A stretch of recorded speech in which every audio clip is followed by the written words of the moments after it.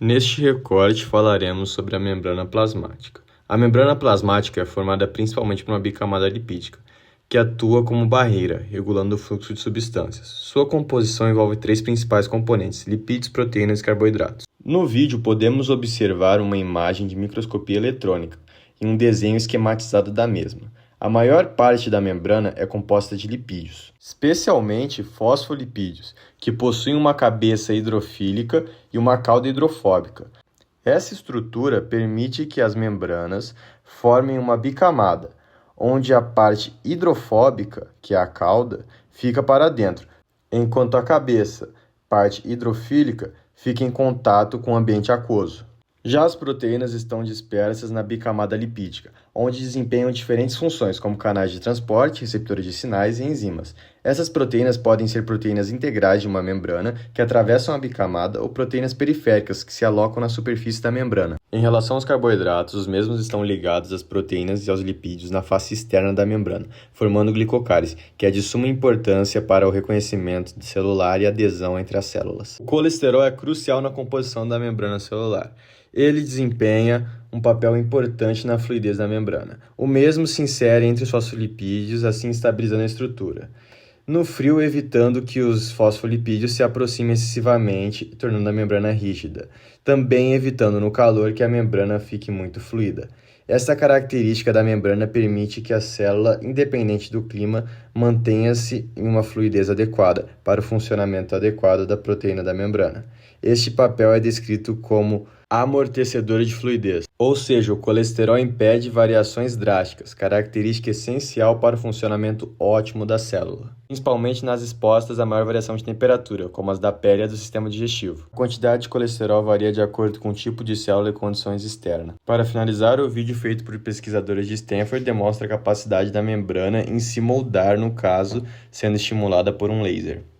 Agora, se tratando sobre endocitose mediada por receptores, a mesma permite que moléculas do meio extracelular entrem seletivamente nas células. Este processo envolve receptores específicos na membrana plasmática, que se ligam a hormônios, proteínas, lipoproteínas e anticorpos, a qual tem papel crucial na regulação da sinalização celular e manutenção da homeostase. A endocitose mediada por receptores é dividida em etapas.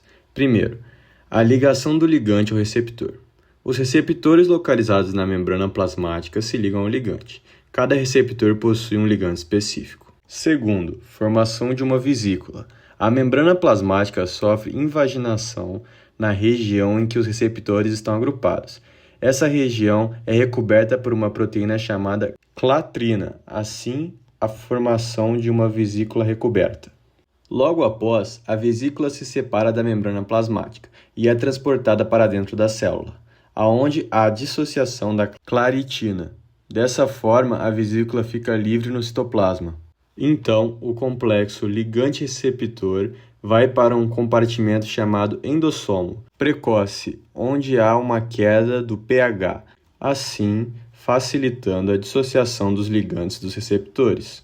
O ligante, por sua vez, pode ter diferentes destinos, como tanto pode ser transportado para os lisossomos, onde são degradados e há liberação de seus componentes, quanto também pode ser reciclados para a membrana, permitindo uma reutilização para novos processos de endocitose, ou enviados para outras áreas celulares. A molécula internalizada passa por várias etapas de processamento após a endocitose, e o destino dela geralmente é definido nos endossomos e lisossomos. Seu destino depende do tipo da molécula e sua função. Agora temos um retrato da endocitose mediada por recepção.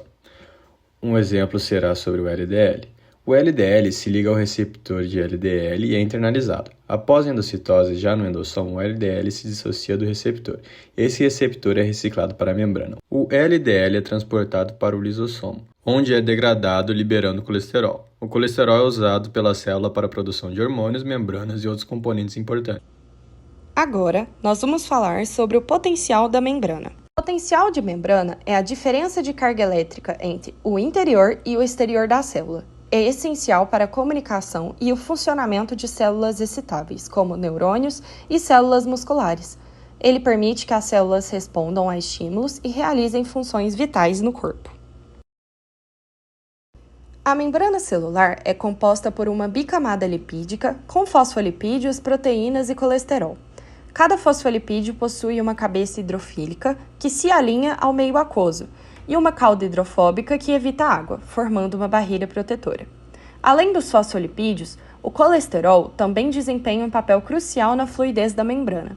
Ele se posiciona entre as caudas hidrofóbicas dos fosfolipídios, evitando que a membrana se torne excessivamente rígida ou fluida demais. Esse equilíbrio de fluidez é essencial para o funcionamento das proteínas de transporte e dos canais iônicos, permitindo que a célula mantenha o potencial de membrana e responda a estímulos externos. Dentro e fora da célula, encontramos concentrações diferentes de íons, como sódio, potássio, cloro e cálcio, que criam gradientes de concentração.